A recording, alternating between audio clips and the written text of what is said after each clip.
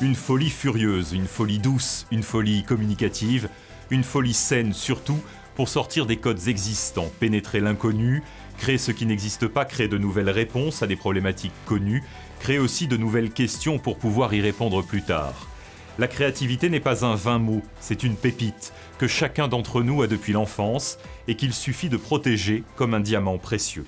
La vraie créativité, c'est de la folie, au sens propre du terme.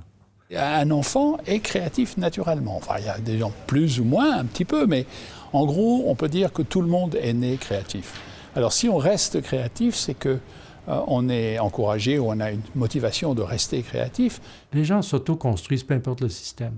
Si on donnait aux gens qui apprennent ou qui se construisent un contexte pour se développer de façon optimale, puisque c'est par eux-mêmes. Et quand vous répondez à ce que l'enfance demande profondément, tout de suite, vous avez une motivation intrinsèque.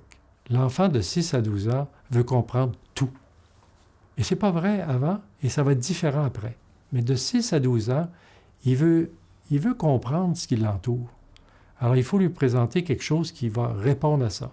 Si vous avez ça, ils vont faire le reste. Ils vont avoir de l'initiative. Ils vont se mettre ensemble et ils vont créer des projets. Par les projets, ils vont être en train d'apprendre. Alors, ce n'est pas de laisser les enfants à eux-mêmes, c'est au contraire, c'est leur donner le contexte dans lequel eux vont pouvoir se construire.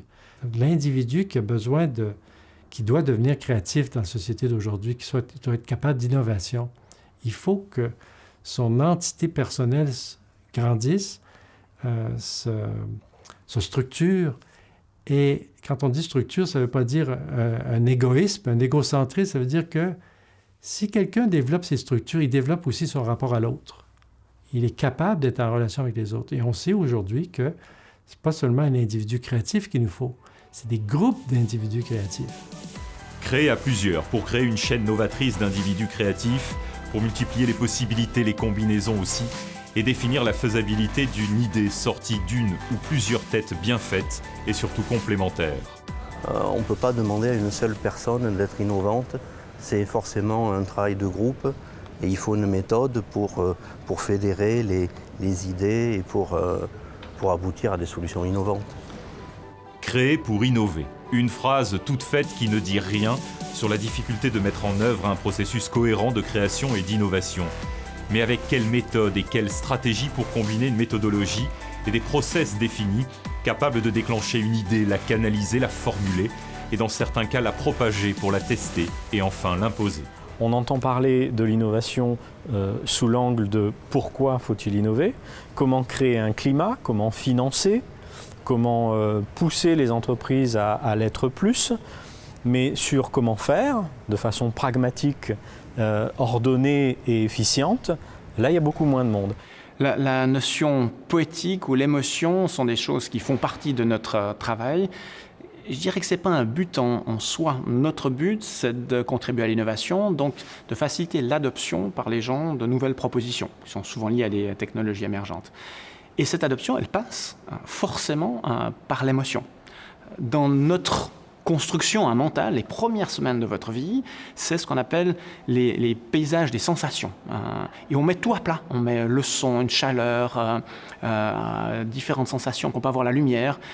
Et après, vous allez avoir les mots qui vont arriver, les histoires et différentes couches de perception. Alors souvent, on dit, quand on fait du marketing, quand on fait du design, on va faire du storytelling. C'est très bien, mais on oublie d'utiliser cette première couche de perception qui est celle des sensations et qui va être liée à cette forme plus de poésie ou de ressenti qu'on peut traduire aussi par des textures, par des gestes, par des matières.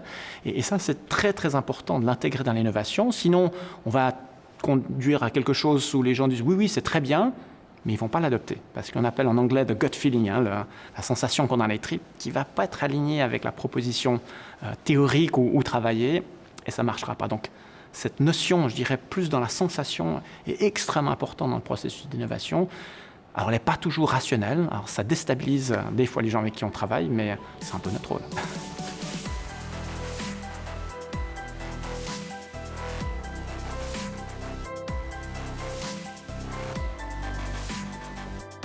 On ne remplace pas avec la crise la créativité des individus. On est là juste pour l'épauler, l'accompagner, la pousser vers l'excellence. Par de l'entraînement, par des outils, par des méthodes, par des techniques, par des processus.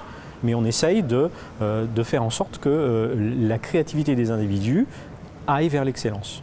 C'est essayer au-delà des mots, d'engager un processus pragmatique de conduite de l'innovation au sens de l'ingénierie. C'est une sorte de discipline mentale d'arriver à stimuler sa créativité et puis en même temps son approche rationnelle. Mais je trouve que c'est très très excitant et c'est là où se situent vraiment les domaines que nous cherchons et les profils aussi que nous cherchons. De la suite dans les idées et surtout de la suite pour les idées. Pour qu'elles ne restent pas comme des lettres mortes griffonnées sur un coin de table, pour que l'idée puisse faire son chemin, pour qu'elle puisse exister de manière concrète ailleurs que dans nos têtes. Larry Page, quand il était en 3-6 Montessori, a passé 1 année en dessous de la table. Il était intimidé, il était inquiet. Il ne voulait pas sortir. Et son enseignante l'a toléré, puis il lui présentait les choses à terre. Puis elle fut en dessous de la table. Ça lui prend 1 an à sortir du dessous de la table. C'est Larry Page aujourd'hui. Au-delà des idées restées sans lendemain, des fausses bonnes idées, il y a l'idée toute simple, pile en phase avec son temps, et qui peut révolutionner le monde. Une idée développée par un homme ou par une femme, qui aura su faire de sa pépite de l'enfance la lumière de son existence, grâce à un accompagnement qui aura sûrement facilité son émergence. C'est l'exemple de Larry Page, co-inventeur de Google, qui aura su puiser de son enfance atypique la force de son génie créatif.